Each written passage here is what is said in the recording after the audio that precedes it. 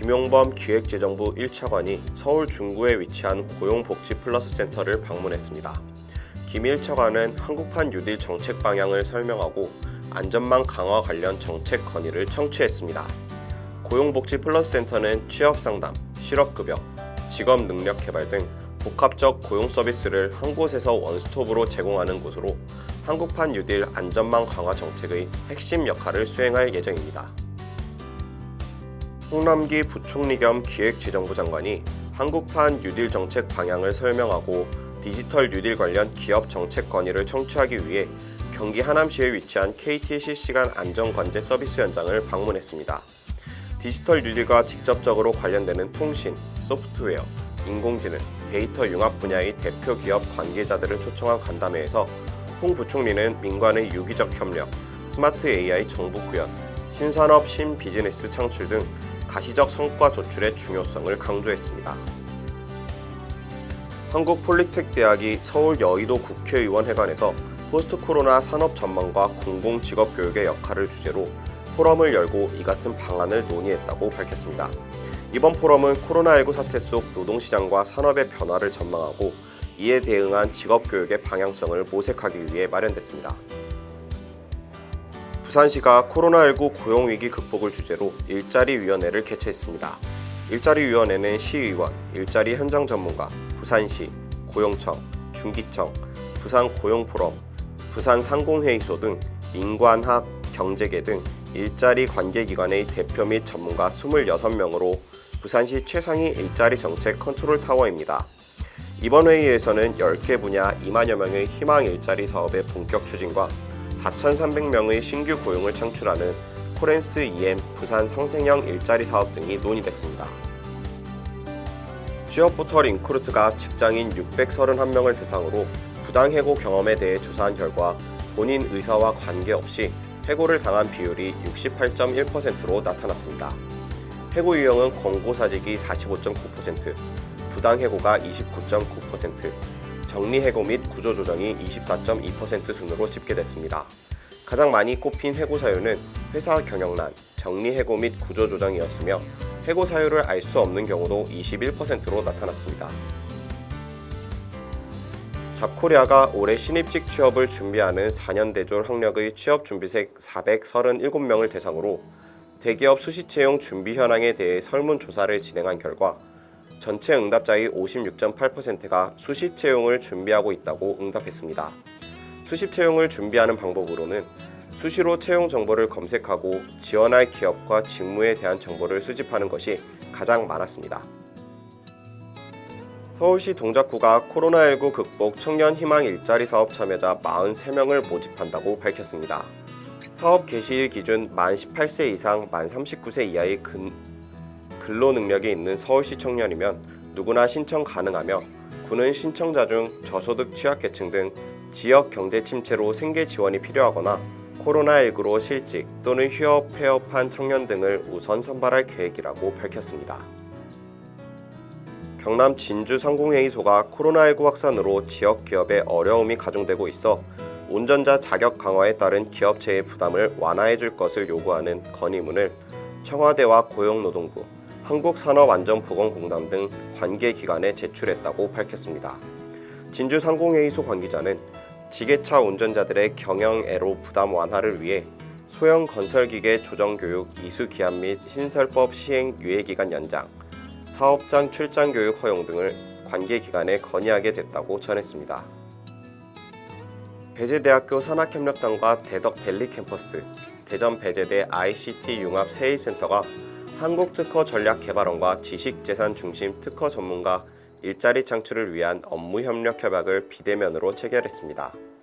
주요 협약 내용은 IP, R&D 특허 전문가 양성과정 원활한 운영협력, 이공계 중심의 미취업 경력 단절 여성 경제활동 참가율 제고, 교육 커리큘럼 기획 및 교재 개발, 경진대회, 이공계 중심 경력 단절 여성 일자리 연계를 위한 상호협력 네트워크 구축 등입니다. 경기도 광명시가 코로나19로 어려움을 겪고 있는 취약계층을 위해 희망 일자리 사업을 펼칩니다. 시는 사업 참여 희망자 2,000명을 다음 달 3일까지 모집한다고 전했습니다. 입주 대상은 사업 시행일 기준 만 18세 이상 근로 능력이 있는 시민으로 취업 취약계층과 휴업자, 무급휴직자, 특수고용, 프리랜서 등입니다. 희망자는 기관 내 주소지 행정복지센터에서 접수하면 됩니다.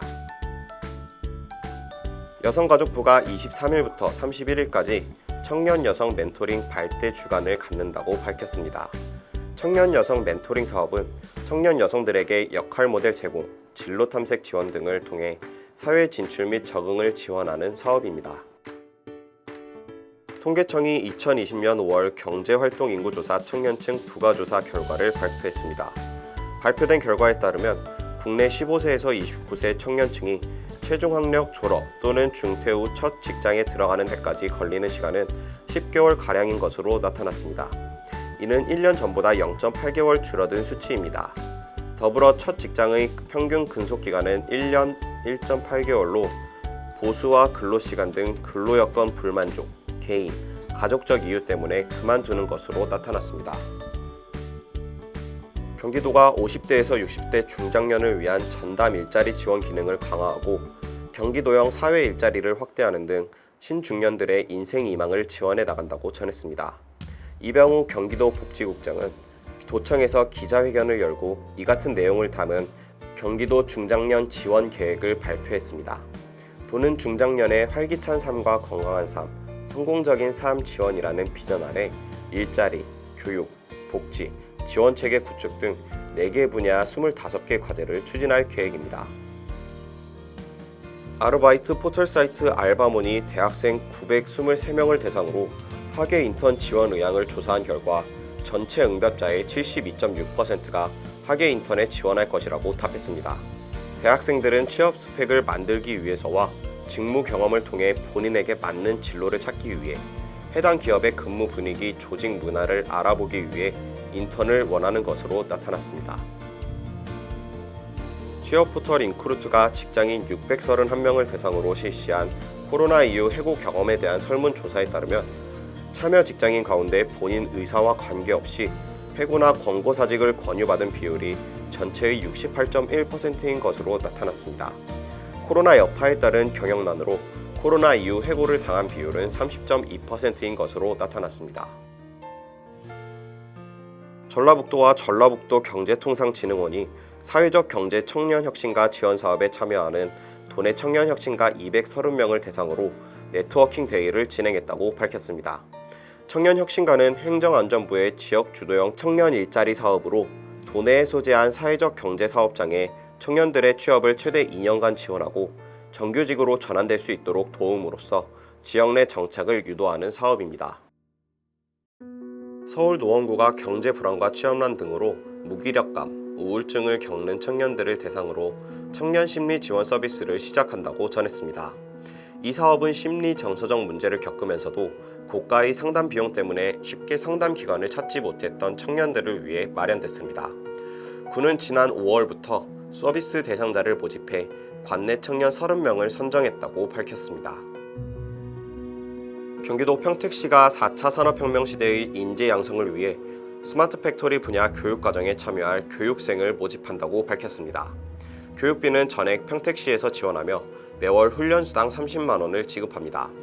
모집 분야는 빅데이터 분석과 ERP 기반 품질 및 생산 전문가 양성 과정과 스마트 팩토리 기반 로봇 자동화 기기 설계 제작 과정으로 모집 인원은 분야별 각 20명입니다.